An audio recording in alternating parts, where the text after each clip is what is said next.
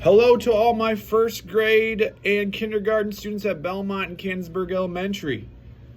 You obviously know me, I'm Mr. B. I'm here today to teach you guys how to tie your shoe. Now here's the thing, there's lots of different ways to learn how to tie your shoe. Moms and dads, aunts, uncles, teachers might have different ways that they teach you, but this is the way that I learned how to tie my shoe. So what I'm going to do is I've made a little video for you guys. Okay, it goes through each step that I use to tie my shoe. If this is a little too hard, are there other ways to do it? Absolutely, you may do it a different way, but I think this might help you to be able to learn to tie your shoe. Now here's a couple things to remember before you start trying to tie your shoe is, tying your shoe can be tough, right? There's lots of things in life are tough. But what I want you to remember is if you keep trying each and every day and you spend at least 5 to 10 minutes each day learning to tie your shoe, I promise you, you are going to learn how to tie your shoe. So even if you make mistakes, even if it seems really hard, we don't give up, we don't quit, we keep trying, and eventually guess what's going to happen? You're going to be able to tie your shoe. All right, so here's the video. I hope you like it. We'll see you later. All right, so now it's time to learn how to tie your shoes. So first thing we want to do is make sure that our shoes are untied. So they are. Then what we're going to do is we're going to grab each side with one of our hands, the right side with our right and our left with our left. Next, what we're going to do is we're going to take the shoelaces and we're going to crisscross them, making an X. We have an X here, we're looking in a good shape. Now what we want to do is we want to take our left shoelace, which is now on the right side, and we're going to push it up and underneath the bridge that we just made. So again, we're making our X, taking the left shoelace, the right side now, and pushing it underneath the bridge. An important thing to remember is that in the middle of it, we form an X. We want to pinch at the X to make our crisscross. Once we have the crisscross, we pull either end and we have a nice crisscross at the bottom. So again, one shoelace in each hand. We're going to crisscross them, making an X, pinch the X in the middle, and then we're going to take the right side and we're going to push it underneath the bridge. Nice job. Looking good. Have a great crisscross.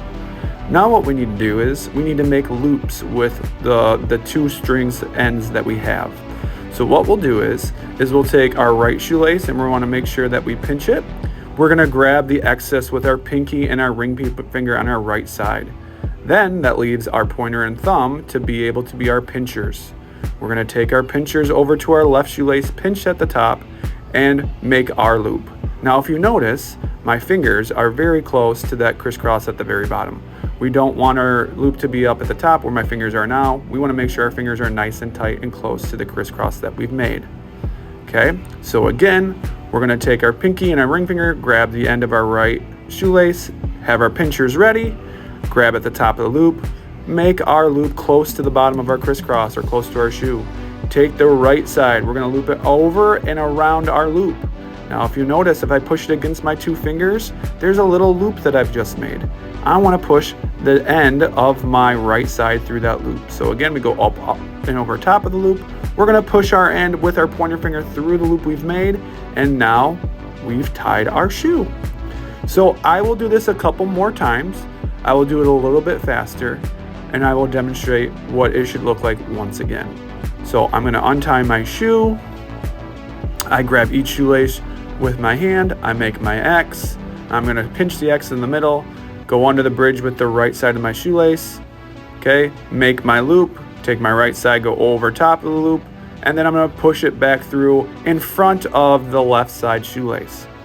There we go. We'll do it one more time.